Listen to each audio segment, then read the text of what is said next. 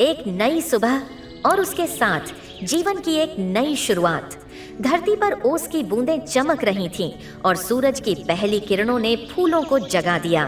मधुमक्खियों के छत्ते में हलचल थी, जैसे पूरी दुनिया काम में जुटने को तैयार हो। पर एक छोटी मधुमक्खी आज कुछ अलग महसूस कर रही थी। छोटे पंखों में बड़े सपने लिए वो पहली बार आसमान की ओर बढ़ी। हर झोंका नया था, हर पल रोमांचक। बगीचे में कदम रखते ही उसका सामना हुआ प्रकृति की सबसे सुंदर रचना से। फूल रंग बिरंगे, खुशबूदार और जीवन से भरपूर। लेकिन हर यात्रा आसान नहीं होती।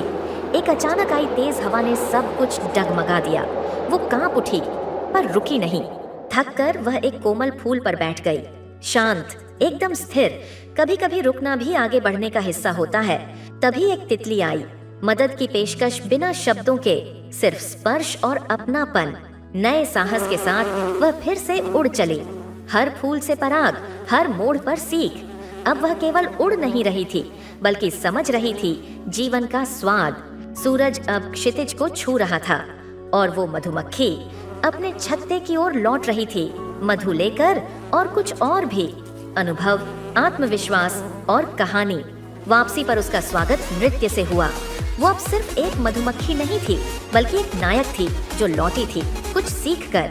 रात गहराने लगी, चांदनी में फूल सो गए थे और प्रकृति भी मौन थी। नन्ही मधुमक्खी अपने छत्ते में विश्राम कर रही थी। आज का दिन उसके जीवन का अध्याय बन चुका था। नींद में एक मीठी मुस्कान थी, शायद एक और नई उड़ान का सपना।